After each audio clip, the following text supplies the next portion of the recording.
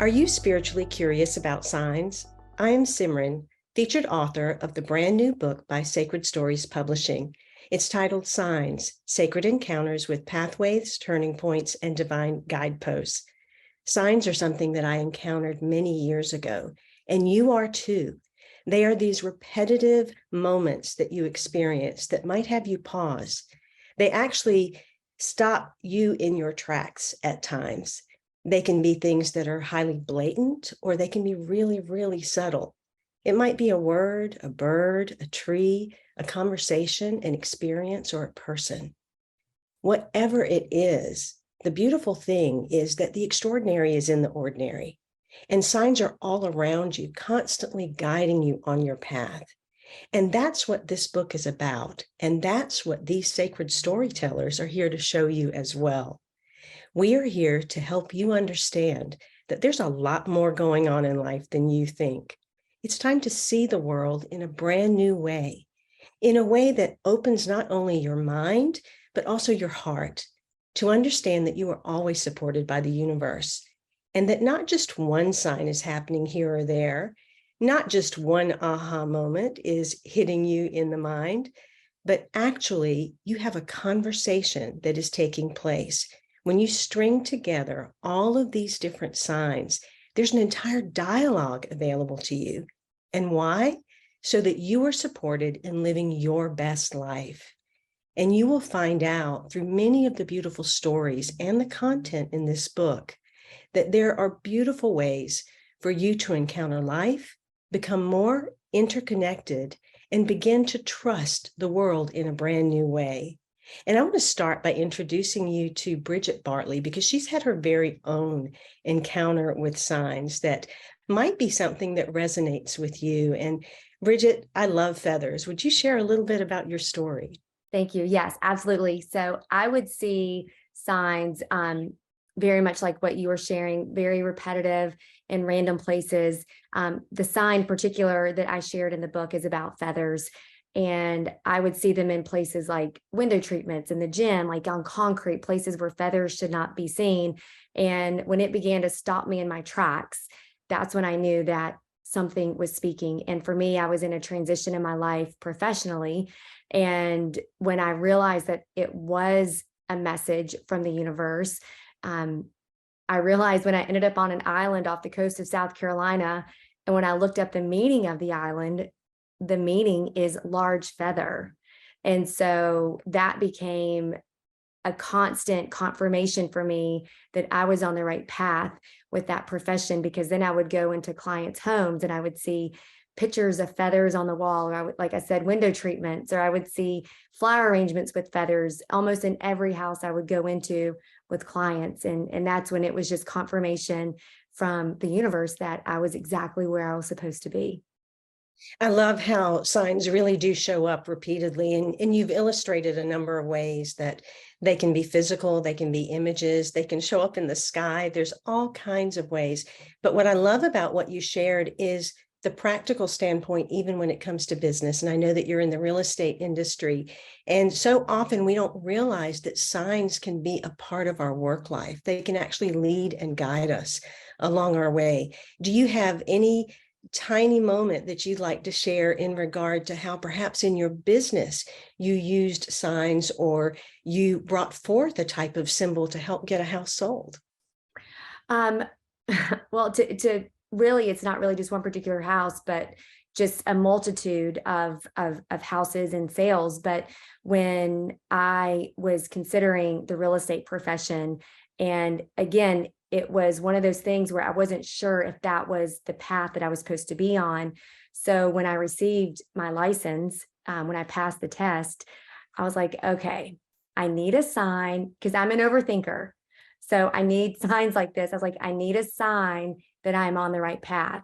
And when I had shared on social media, my first listing, and it was with this particular island, and it took me the island within 24 hours.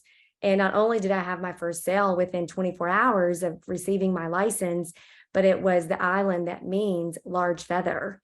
And that's really where 90% of my business has been since I've been an agent. And that's just where, I mean, you just can't, some people can say it's a coincidence, but it has happened so many times. And so many things have happened that are unexplainable on the island that I've been able to be a part of, that I just know that that was spirit speaking to me saying, this is where you're supposed to be.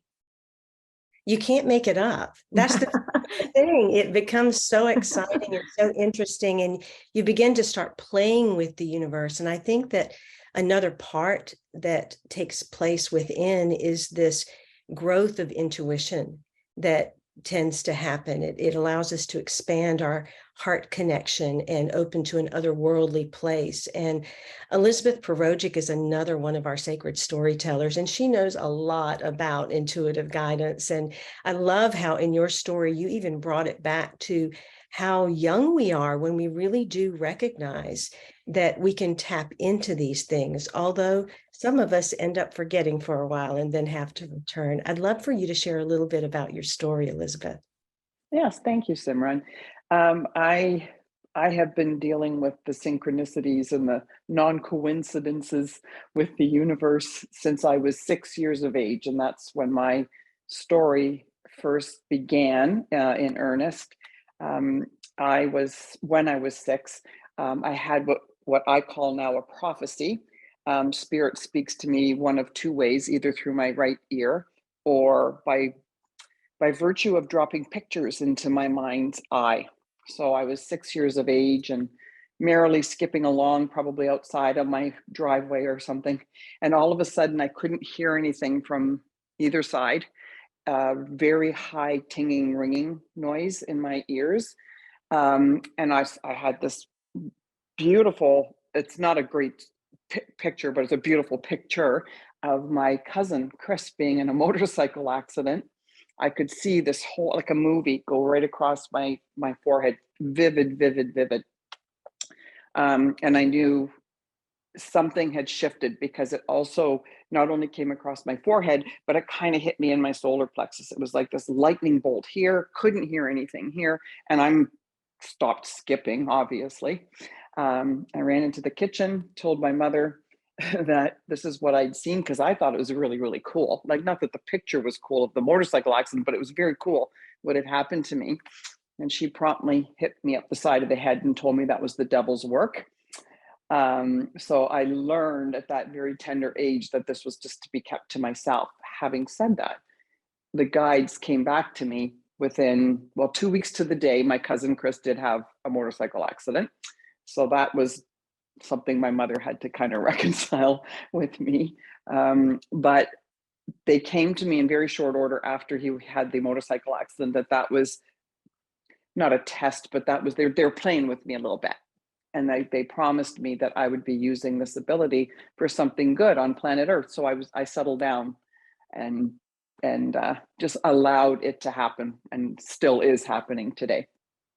You know, as I started to encounter the 1111s that are part of my story, they bombarded me so much that there were moments where I really thought, okay, either I am having a mental issue, or I have gone crazy, or no one would ever believe this. And I think that that's often one of the starting places for someone when they start to get those pings, or start to see something repeatedly, especially if they're in an experience that they're now starting to wake up a little bit more and more. And so many individuals tend to lose touch with their intuitive sense or their gut response based on their conditioning or life experiences that they've had. You're such an expert around intuition.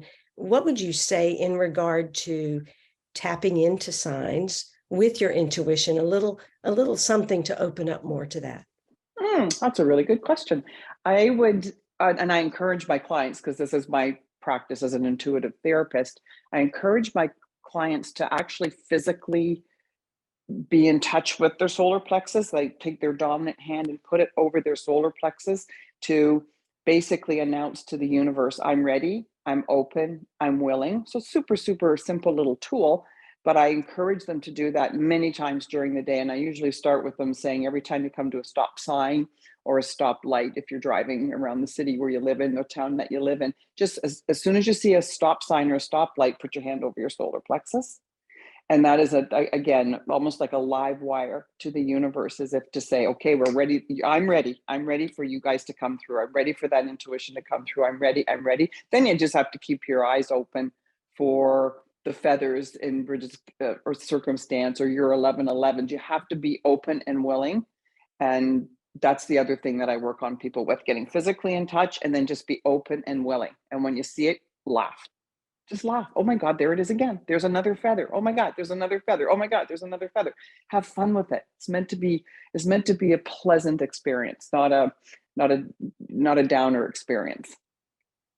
That laughter is such an important piece, and connecting to the self is so vital in our personal growth path and our spiritual growth path.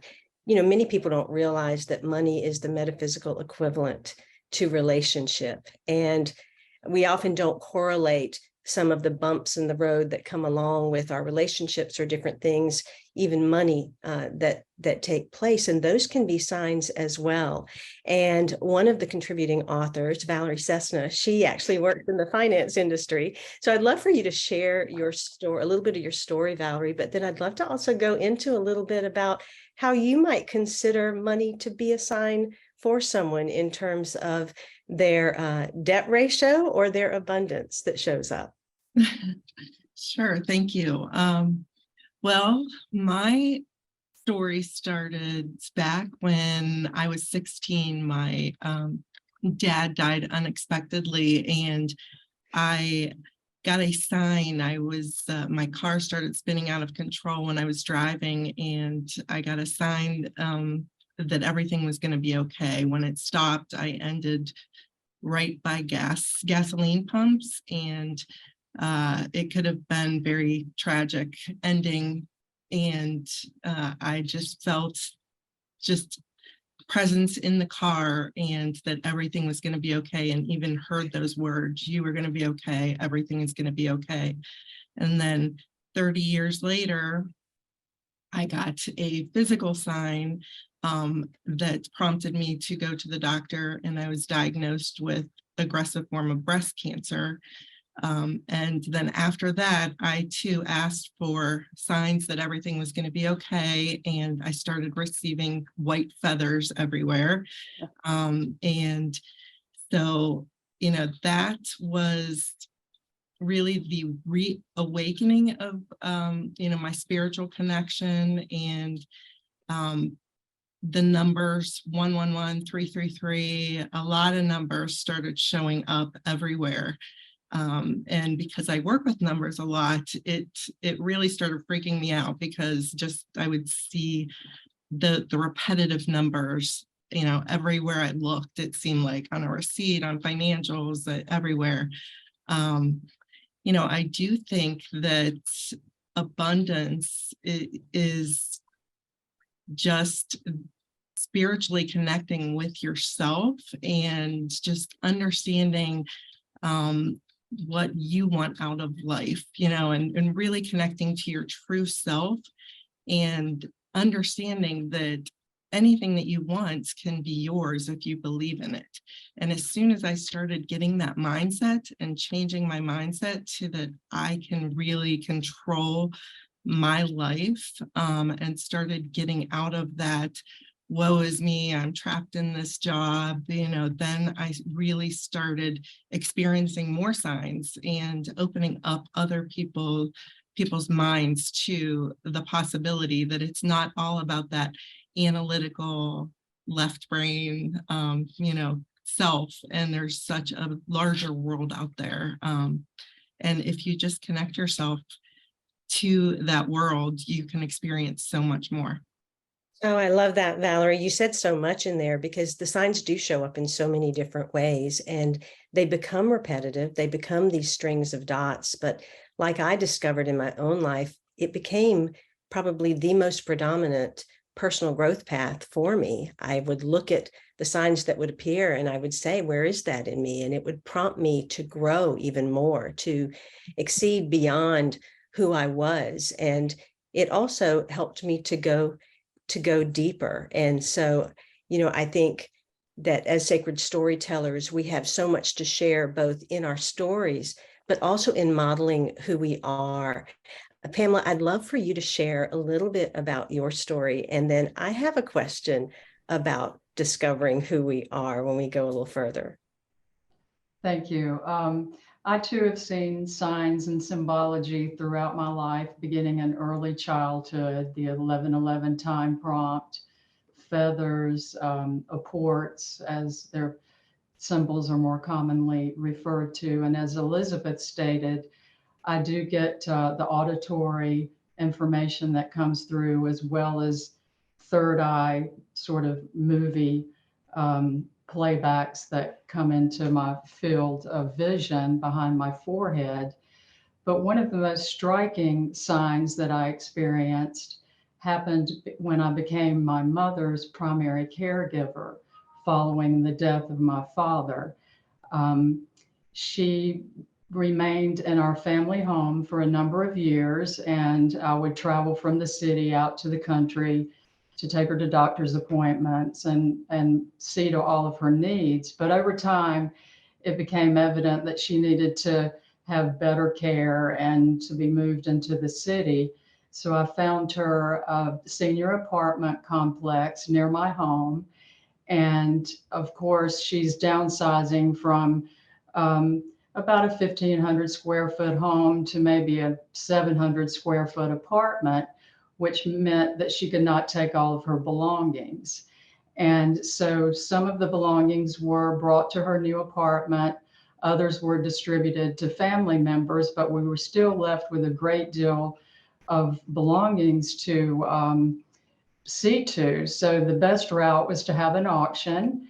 And I had worked for several weeks organizing all of the contents of the house. And I went out the evening before the auction to make sure everything was in place. And I was exiting the house when a voice started speaking to me about an object within the house. And it wasn't my voice, it was someone else's voice, but it was so clear and so insistent that I could not ignore it. And it was as though this voice took over my body. I felt like a zombie or a robot entering back into the house, being led to this object. And when I found it, the voice stopped. And so I clearly knew something profound had happened. And the object at that point was new to me. I had never seen it before. I was not aware of what this meant. So I exited the house, kind of broke down, had an emotional moment, and returned to my home and called my mother and told her what had occurred. And she validated the voice and the meaning behind the object. And so what that told me is that when we pass to the other side, we leave our physical bodies, but our consciousness survives. And we can communicate with our loved ones who are on the other side if we're just willing to set our intentions into that consciousness. And pay attention to these voices and these visions. We can be led to many wonderful things. It's so interesting.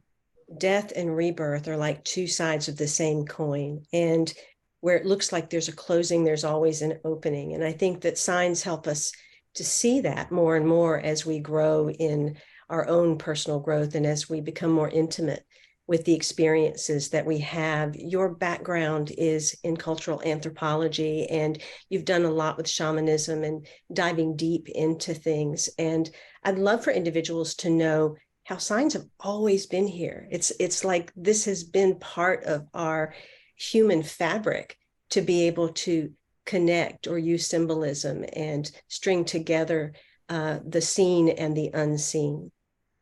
Absolutely. If you look at ancient cultures, they were very in tune with their dreams and symbology through the dream meanings. And a lot of this was reflected in their art and petroglyphs, geoglyphs, cave paintings.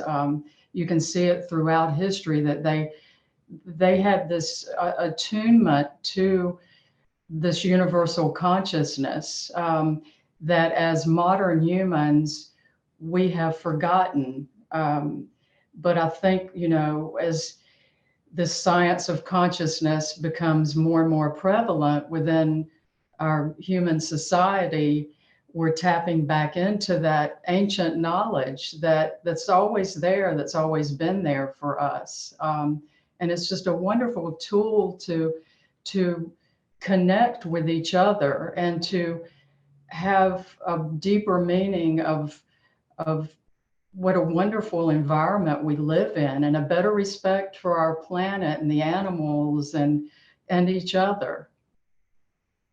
Pamela Nance's story really helps us understand what it means to be human and how we go through some of those very difficult moments, but yet there are always these sparkles of light on the inside. And Jennifer Perez-Stolar knows about light. She knows about tapping in. She knows about all of these kinds of things. And I loved her story within the book Signs, Sacred Encounters with Pathways, Turning Points, and Divine Guideposts. And we are light, sound, and color. And ultimately, I think that that's where signs are leading us to.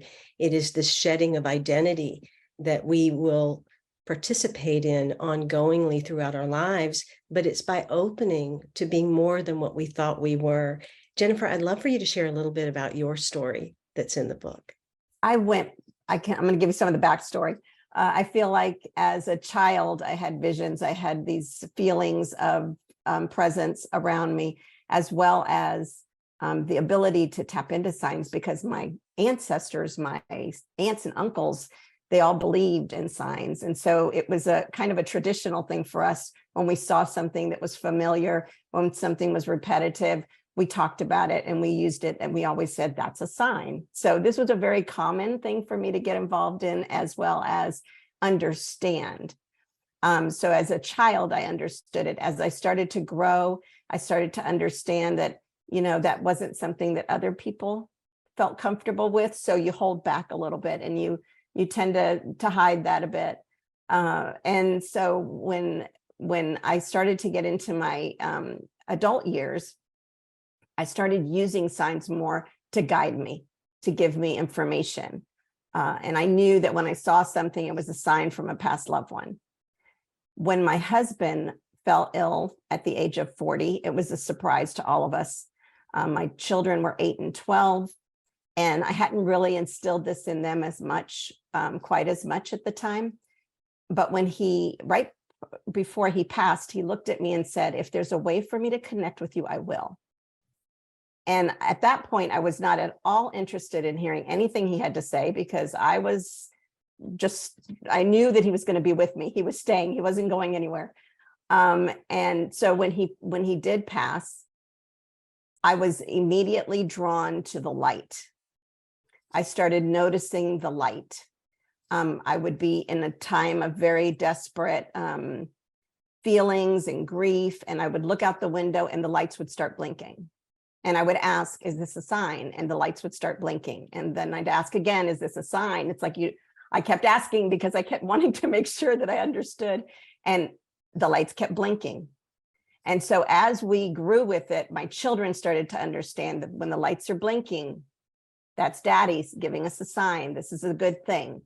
And so every house that we moved to, because we did move quite a bit after that, and every house that we moved to, the lights would blink the minute we'd move in. And so we felt confident, we felt sure, we felt secure. And my children at that time started to understand what signs meant. As they grew and as they started to get into their own families, now they're already having children, and they're starting to teach their children what the signs are. I love that, because I think that as we grow in consciousness, as we are willing to share who we are and what we encounter, this is how further generations actually begin to grow their consciousness. It is how over time we have continuously grown as human beings. And what you shared, Jennifer, in your story, and the depth of that, again, kind of like Pamela's, where we go through these difficult moments, and we're all human, and we do, but sometimes those difficult moments have the glistening of the signs that will allow us to open to something else. I know in my darkest moments, that's when I saw the signs. That's when they led me. That's when I was able to find my way forward. And regardless of what's going on in the world, in your community, or in your household, you can know you're connected to everyone around you. And what I love about this particular group of contributors for the book, and these cover contributors especially, is it's letting you see that signs are part of all walks of life, that all kinds of people are encountering them. And the power of these Common Sentience books across all the titles that they've done really does illustrate how we are now bringing the mystical to the mainstream. And now it's time for you to discover your signs. So whether you are new to this, a novice, you don't think you have signs, or whether you have been seeing signs for a very long time, I invite you to get your copy of this brilliant book, to connect with these sacred storytellers, to find yourself within their stories and see the insights that come up through you, to open your heart, to expand your mind, and to let your eyes now have a new lens to peer through. I hope you'll get your copy of Signs, Sacred Encounters with Pathways, Turning Points, and Divine Guideposts. And what I do know is you will start seeing the signs. And don't be surprised if after seeing this, you start seeing 1111. So definitely find out more, share your story with us, and dive more deeply into what the world has to offer you in terms of signs.